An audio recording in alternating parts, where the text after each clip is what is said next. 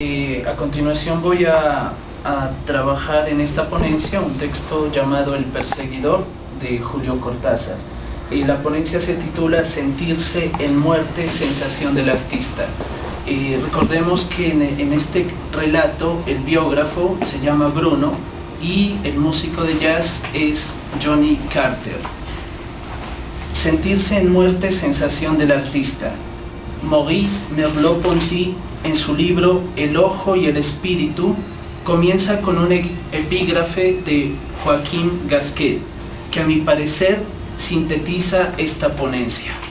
Lo que intento traducir para ustedes es más misterioso, se enreda con las raíces mismas del ser, en la fuente impalpable de las sensaciones. La verdadera explicación sencillamente no se puede explicar. Es Johnny obsesionado por algo que su pobre inteligencia no alcanza a entender, pero que flota lentamente en su música, acaricia su piel, lo prepara quizá para un salto imprevisible que nosotros no comprenderemos nunca. Como un Bruno, queriendo hablar de Johnny, ahora hablaré de la percepción del artista con unos atributos que lo representan. El pensamiento divergente asociado a su creatividad, su particular relación con el tiempo y la forma de percibir la realidad y expresarla a través del lenguaje. No son las palabras, son lo que está en las palabras, esa especie de cola de pegar, esa baba. Antes del personaje músico, Julio Cortázar había pensado en un escritor, luego en un pintor. La creatividad se relaciona con el pensamiento divergente, mientras alguien inteligente posee un pensamiento convergente, es decir, ante una información o problema entrega una solución dentro de lo convencional. Alguien creativo dará respuestas únicas, inesperadas o extrañas. Para ello he escogido el texto de Julio Cortázar titulado El Perseguidor. De este modo la ponencia es una traducción de lo misterioso, de aquello que está en la fuente impalpable de las sensaciones, envuelto en una frazada. Merleau-Ponty escribe que es prestando su cuerpo al mundo que el pintor cambia el mundo en pintura. Johnny lo ha hecho así. La realidad graba en el artista lo que éste transmitirá. En el caso del pintor, el mundo graba en este individuo las cifras de lo visible. Es una placa sensible. La existencia visual es fantasmal y las cosas llaman al artista. La realidad lo atraviesa. Si camina entre los árboles, es un bosque quien lo mira y no al revés. La realidad está observando a Johnny. Se presenta compleja y él la transmite igual. Es la inspiración y la expiración de la que habla el ojo y el espíritu. Johnny sigue los gestos y las palabras de Bruno con una atención distraída, como un gato que mira fijo, pero se ve que está por completo en otra cosa, que es otra cosa. El músico fija su mirada, pero su mente está en un lado diferente, estados de pasaje. Bruno menciona el tiempo en que no se han visto. Johnny le recrimina que él no hace más que contar el tiempo, ponerle número a cada cosa. Cae en cuenta que la gente siempre sabe las fechas, menos él. Ayer, hoy o mañana se confunden en su mente. Esa manía de minutos y de pasado mañana. Me sentiría mucho mejor si me pudiera olvidar del tiempo y beber alguna cosa caliente, dice Johnny, que no se refiere al calor por ebullición. Las preocupaciones de este músico por el tiempo son manías que él despliega y llegan al lenguaje, la peor de sus manías, como cuando detiene el ensayo y dice, esto lo estoy tocando mañana, o esto ya lo toqué mañana. No lo podían hacer salir de eso, como si de verdad estuviese encerrado en un tiempo diferente. Desde donde sentía las cosas era horrible. Los demás estaban ajenos a esa sensación. Para Bruno, el músico salta el hoy sin esfuerzo cuando empieza su música. No se puede comprender, se sabe que hay algo, como las sospechas dentro de un sueño. La música no ayuda a entender, sino a sentir que hay algo, porque dentro de la cabeza no hay nada, dirá Johnny golpeando su cabeza, porque en realidad no entiendo nada. La música lo sacaba del tiempo, o como corregirá después, lo metía en el tiempo. Al tocar, el tiempo cambiaba. No se abstrae, Johnny cambia de lugar. Es un ascensor de tiempo, con una sensación como la de aquel que entra en un ascensor e inicia una frase y cuando llega al piso 50 la termina, sin darse cuenta de la distancia tan lejana que está del suelo. Ese ascensor de tiempo no le hace olvidar la hipoteca o la religión. Ellas quedan mientras tanto como un vestido que cuelga del gancho mientras no lo usa. Después vuelve a ellas. Johnny mete la música en el tiempo cuando toca, a veces. Cuestión de elasticidad. Las cosas que parecen duras tienen una elasticidad. Johnny descubre algo en el metro que cree que solo a él le ha ocurrido y no a otro que se suba en ese metro. Lo que percibe no lo piensa. Yo no pienso nunca, explica a Bruno. Ve pensar lo que piensa, pero no piensa lo que ve. Recuerda que según Jim, uno no piensa por su cuenta, como el pintor que no mira los árboles, sino que ellos lo miran. En el metro descubre que lo que había recordado en 1 minuto y medio, al ser contado, equivalía a 15 minutos. ¿Cómo era posible encerrar 1/4 de hora en 1 minuto y medio? Por la elasticidad de las cosas, quizá. Hay otro tiempo distinto al de la mayoría, pero Bruno no quiere ver lo que ve Johnny, ni saber de la manera de ver lo que este biógrafo no ve. Pensar en pasado mañana le da tranquilidad a este amigo de Carter, como un puente bien tendido del mostrador hacia adelante, pero a la vez envidia al Johnny del otro lado y se pregunta, ¿por qué no podré hacer como él? ¿Por qué no podré tirarme de cabeza contra la pared? Esas facetas de su misteriosa alma, ese punto oculto de su carácter que Joaquín Gasquet observa en Cézanne, son la envidia de Bruno. En Johnny, el deseo se antepone al placer y lo frustra, porque con el deseo avanza, niega encuentros, renuncia a la satisfacción inmediata. Es pintura que abandonó lo representativo. Su música con estos elementos le sirven para explorarse, para morder en la realidad que se le escapa todos los días. Johnny no escapa, lo ha dicho más de una vez Bruno, no huye de nada. Va hasta ese otro tiempo y al regresar olvida lo que fue estar allá, por los aplausos que lo despiertan del sueño. Él que anda tan lejos viviendo su 1/4 de hora de minuto y medio, mientras los demás están tan seguros, sintiéndose infalibles como los médicos en el hospital, mientras Johnny tenía bastante conciencia para sentir que todo era como una jalea, que todo temblaba alrededor, que no había más que fijarse un poco, sentirse un poco, callarse un poco, para descubrir los agujeros. En la puerta, en la cama, agujeros. Los agujeros estaban en el tiempo, en el aire, en el diario, en la mano, una esponja o un colador colándose a sí mismo. Qué lejos está Bruno de sentir lo que cuenta Johnny.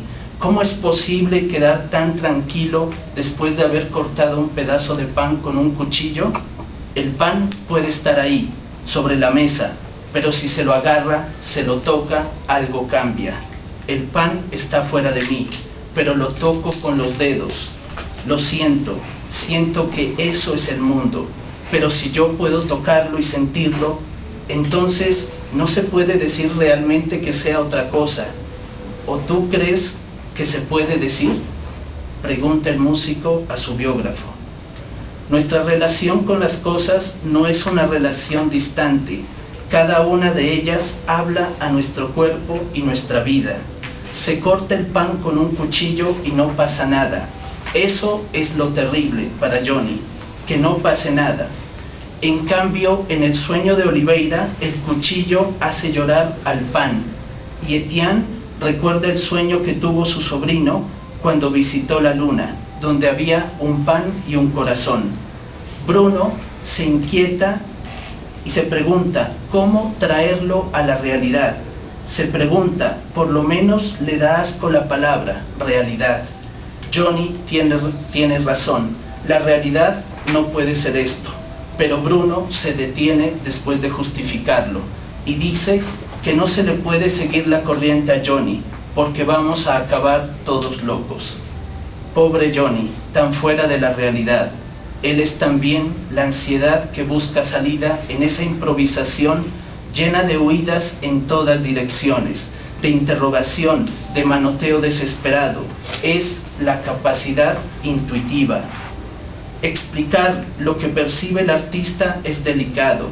Se puede caer en el sucio idioma de Bruno. Si cuando yo toco tú ves a los ángeles, no es culpa mía. Si los otros abren la boca y dicen que ha alcanzado la perfección, no es culpa mía. Bruno no ha visto lo otro y Johnny sigue buscando esa abertura, solo frente a lo que persigue, a lo que se le huye mientras más lo persigue. Merleau-Ponty comenta en sus conferencias reunidas en el mundo de la percepción que el arte del siglo XX redescubre el mundo en el que vivimos, pero ese arte moderno es difícil de entender y de apreciar. Considero que El perseguidor es un texto literario que muestra un ejemplo de la percepción a través de la representación del artista, cuya realidad compleja, como se dijo antes, el artista la transmite igual. Merleau-Ponty explica que la geometría no euclideana revela que tenemos un mundo donde los objetos no podrían encontrarse consigo mismos en una identidad absoluta, donde forma y contenido están embrollados, mezclados, y que finalmente ha dejado de ofrecer esa armadura rígida que le suministraba el espacio homogéneo de Euclides. Se vuelve imposible distinguir rigurosamente el espacio y las cosas en el espacio. Por eso Johnny, si tocase el pan, este no sería otra cosa. Por ello, el pasado y el futuro están en la misma frase, embrollados, mezclados, como el traje que vestí mañana, de César Vallejo. El tiempo abolido para Johnny también lo vivió Cortázar. Él se encontraba en un estado de distracción. Los estados de distracción son estados de pasaje. Y cuando se hallaba distraído, por ahí se escapaba. Atención distraída, estar en otra cosa, como Johnny. Cortázar repite esta misma experiencia en el metro, y ahí ocurre el pasaje. Lo que pasó por su mente en un minuto se habría de contar en 10, superposición de tiempos diferentes. Perfección para el público de Carter, más bien distracción, dejar correr la música, estar en otro lado. Otros artistas han vivido situaciones similares. Borges cuenta en su ensayo Nueva refutación del tiempo una vivencia que se publicó en 1928, titulada Sentirse en muerte. Si Cortázar entra en el estado de distracción, Borges camina al azar y observa construcciones de hace 30 años. Se encontraba a finales del siglo XIX, como si hubiese vuelto a otra época. Se sintió muerto, se sintió percibidor abstracto del mundo, se sintió poseedor de la eternidad, la insinuación posible de la eternidad. El futuro y el pasado están en una especie de preexistencia y de supervivencia eternas. Johnny recuerda cuando estaba en Nueva York y Miles tocó algo que casi lo tira de la silla. Entonces me largué, cerré los ojos, volaba, me oía como si desde un sitio lejanísimo, pero dentro de mí mismo, al lado de mí mismo, alguien estuviera de pie. Y lo que había a mi lado era como yo mismo, pero sin ocupar ningún sitio, sin estar en Nueva York, y sobre todo sin tiempo, sin que hubiera después. Por un rato no hubo más que siempre, hasta que la música acabara, para caer de cabeza en mí mismo. Según Jim, cuando sucede que el tiempo cambia, es porque uno se abstrae. De acuerdo a Johnny, lo que le sucede es que cambia de lugar. Otro biógrafo, el de Funes, nos cuenta que éste permanecía inmóvil, absorto en la contemplación de un oloroso gajo de santonina, en otras ocasiones en una pieza del fondo a oscuras. Después del accidente, el presente era casi intolerable de tan rico y tan nítido. Ahora su percepción y su memoria eran infalibles. Era el solitario y lúcido espectador de un mundo multiforme, instantáneo y casi intolerablemente preciso. En cada uno de los ejemplos anteriores hay una seguridad en lo que ocurre. Funes tiene la percepción infalible. Johnny tiene bastante conciencia para sentir que todo era una jalea. Borges se siente percibidor abstracto del mundo y poseedor de la eternidad. Cortázar cuenta las diversas veces en que ha tenido la llave que llama distracción para acceder a esos estados de pasaje. Al mismo tiempo, a Johnny le crispa la seguridad que sienten los médicos del hospital. ¿Qué es un artista para Cézanne? Según el biógrafo, otro más en este texto, Joaquín Gasquet, es un simple receptáculo de sensaciones, un cerebro, un aparato registrador, un aparato complejo que no debe intervenir, solo debe traducir. Si interfiere a voluntad, si se mezcla, resulta una obra inferior. Uno no piensa por su cuenta, su voluntad debe ser de silencio, ser un eco perfecto, placa sensible, en donde se inscriben las cosas. Recibe algo que su pobre inteligencia no alcanza a entender, pero que lo prepara para el salto imprevisible, que tampoco nosotros llegaremos a comprender. Nosotros, según el biógrafo, irrealidades. Gracias.